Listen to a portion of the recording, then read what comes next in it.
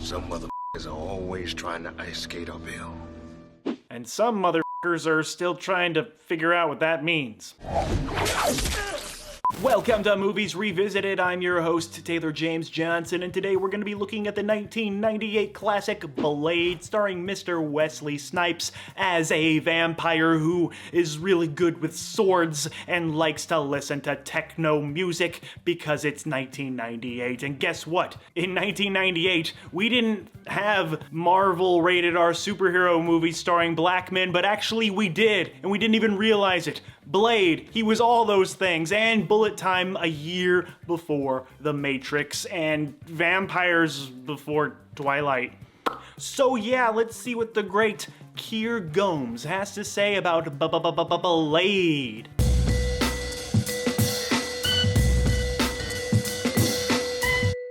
Before purple aliens snapped half our world into ash, before the adorable dancing tree people, and even before we witnessed Robert Downey Jr. take his first flight as Iron Man, setting up a world that would eventually become the biggest ongoing movie franchise of all time, we had a serious vampire problem. Vampires. They're everywhere. With confirmation of beloved Hollywood actor Mahershala Ali taking on the role as Blade and making his way into the MCU, what better time is there to revisit Marvel's first big screen outing since...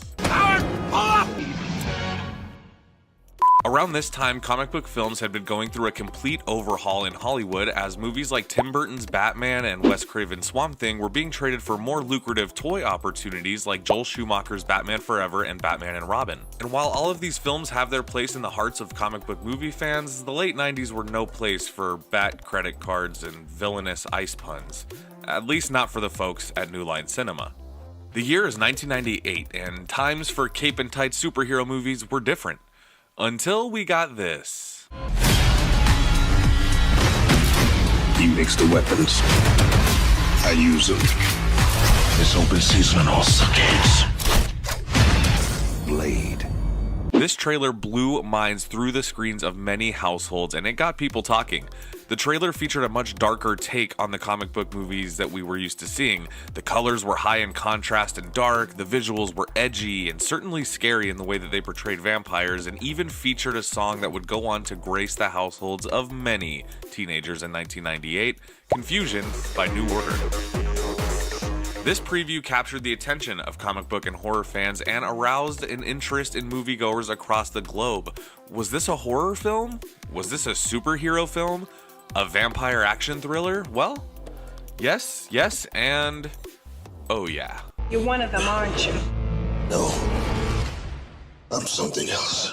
Now, at this time, comic book movies weren't exactly the big box office draw that they are today. But that didn't matter to Stephen Norrington and David S. Goyer, as the duo were hard at work in bringing to life the gothic and nocturnal world of Blade.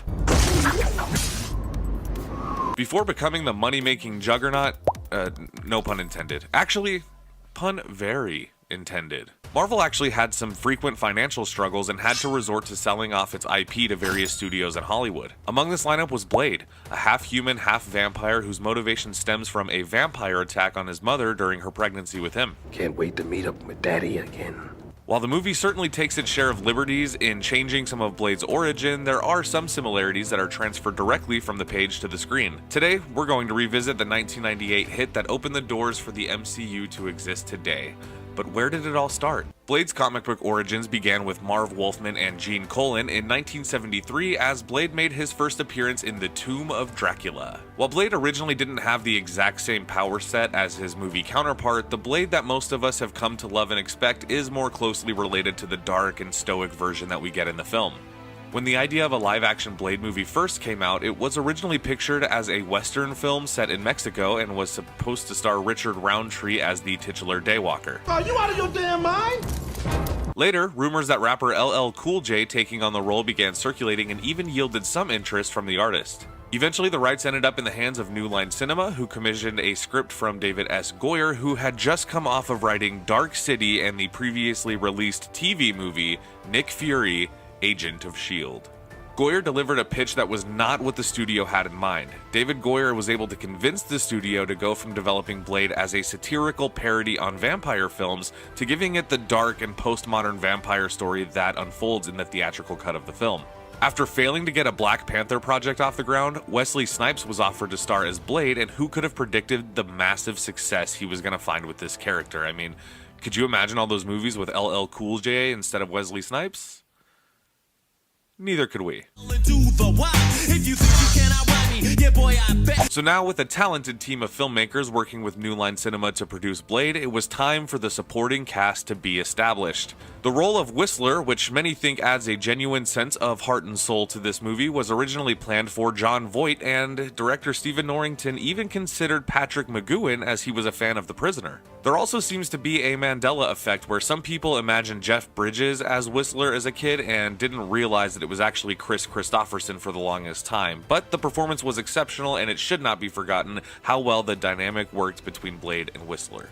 In fact, it's similar to Batman and Alfred and their relationship, and it works really well in this movie. We also get Stephen Dorff as our main villain, Deacon Frost, which has to be the most 90s villain name ever, and we get the beautiful and talented Nabush Wright as Karen, a victim-turned-sidekick whose chemistry and medicine skills prove her to be a very valuable asset to Blade and Whistler's operation. The movie began production in 1997 in Los Angeles, while some shooting was done in Death Valley. This movie had a budget of $45 million, which was not a lot compared to movies like Men in Black, which came out around the same time and was a similar movie and had a $150 million budget. The story follows Blade on a mission to help clear up underground vampire crime activity in the city, while also following Deacon Frost, the movie's villain, as he tries to find a way to eliminate the human race and cure vampires of their many traditional weaknesses. When Frost discovers that Blade's blood is the key to summoning the Blood God in order to kick off a vampire apocalypse, Blade, Karen, and Whistler must hurry to save the human race from these suckheads, was it? You tell him it's open season on all suckheads. Sometimes it's easy to forget just how well this movie is put together, especially considering that superhero and comic book movies were not being widely praised like they are today. The film was a risk that cost New Line less than most movies of the genre, but went on to make their money back and then some, with an astounding box office turnout of $133 million, which is actually the lowest grossing Blade theatrical release to date, but still a box office success, and it would go on to warrant 2 subsequent films. The cinematography of this movie is extremely well done, and it's rare to see comic book movies these days that have so much style and flair from the filmmaker. This movie uses things like the slow push-in, dramatic close-ups, incredible environment establishing shots, and of course, who could forget that wonderfully convincing 1990s CGI. In revisiting this film, you can't help but notice the many similarities between Blade and Batman, which probably hadn't really been considered at the time, but it really is kind of a consistent thread in the film. There are clear parallels to The World's Greatest Detective and Blade, as both are cold, stoic characters who don't seem to feel much outside of their motivation to avenge their loved ones. But Blade cares, and I mean genuinely cares, about Whistler. Whistler plays the role of the father figure to Blade and keeps him on the human side of his constant battle between man and beast. He's tough, gruff, and the only humanity left in him is dedicated to the memory of his lost wife and daughters who were tragically murdered by a vampire. See, Blade and Whistler share a trauma. Or at least, they think they do.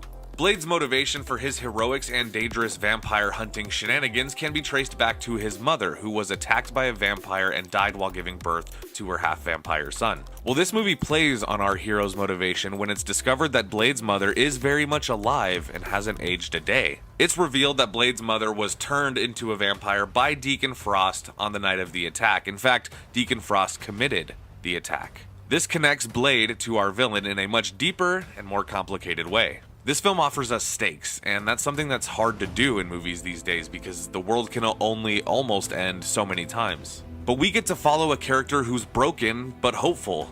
Blade never comes across as welcoming or friendly, to be sure, but he also doesn't hide behind a tough guy persona. He's noticeably distraught when Frost almost kills an innocent little girl, and he doesn't hide his sadness when he witnesses Whistler's final moments. This movie almost never gets mentioned in the list of best 90s movie villains, but I think that there is something to be said for the way David Goyer wrote the character of Deacon Frost. Frost comes off as your typical 1990s edgelord bad guy, but within the context of this film, he is the perfect bad guy. Steven Dorff looks like he could be the frontman of any one of your dad's favorite bands, and fans would not have it any other way.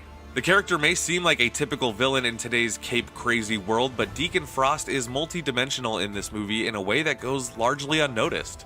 He's sort of the rascal of his vampire litter in that he's not a natural-born vampire. To him, this causes a constant feeling of insecurity, which causes Frost to both resent and eventually destroy his fellow vampire race. The character also sees humans as beneath him, and he often refers to them as cattle, which really shows us just how far removed he is from his previous life as a human, but he doesn't feel accepted by natural-born vampires, so he's really the perfect outcast. And in some cases, fans have said he's not a villain at all, but the hero of his own story.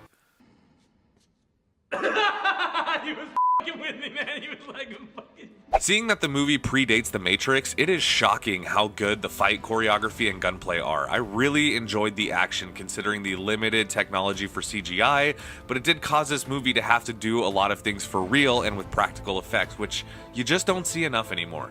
And speaking of CGI, the special effects in this movie are dated, to say the least, but there really is a lot to appreciate in the makeup department as far as the look of the vampires, and in particular, the makeup and special effects work done on the character of Pearl.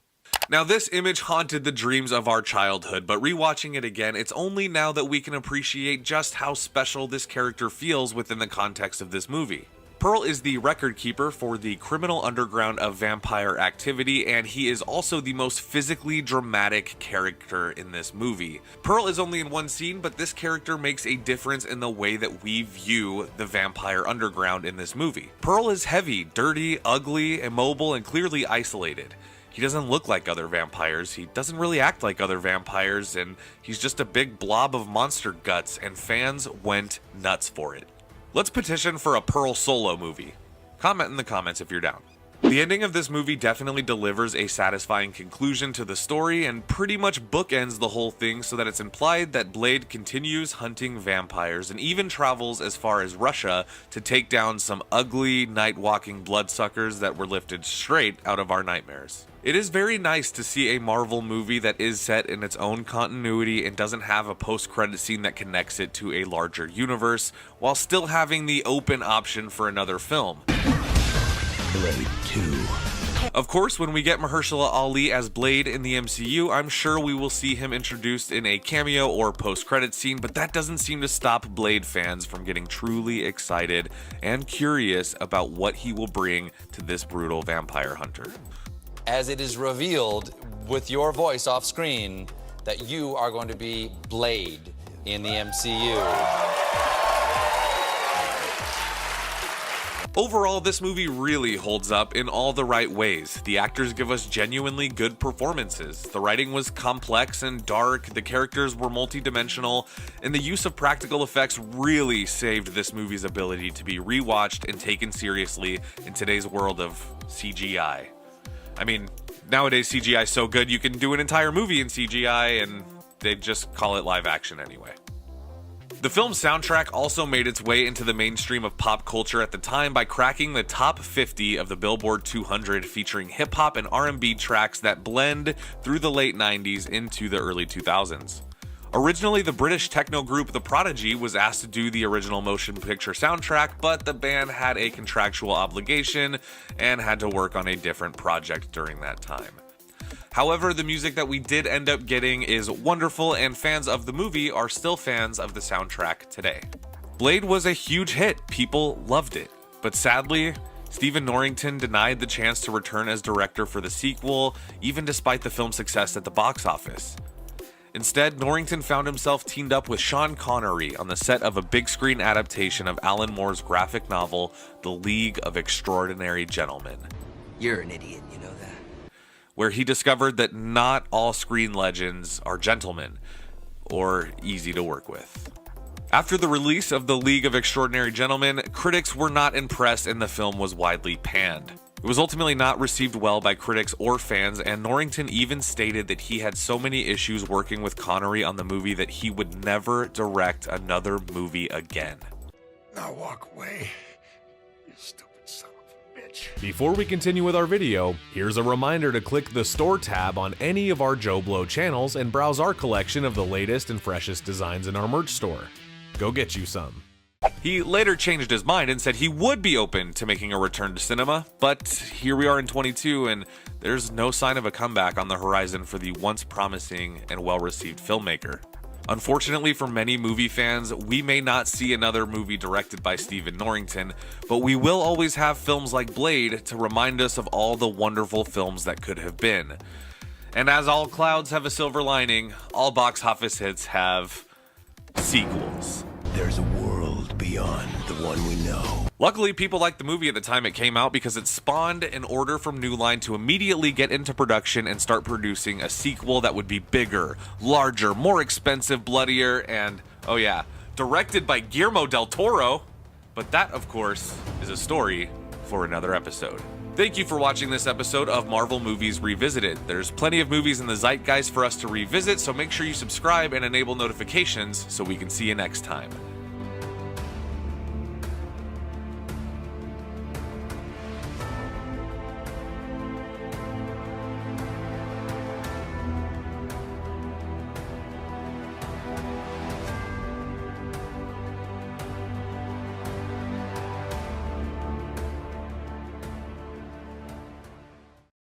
Thank you for clicking on our video, everybody. If you like what you saw here, please make sure you like the video and subscribe and share with your friends who like this sort of content. Joe Blow was created by movie fans for movie fans, and we appreciate your support.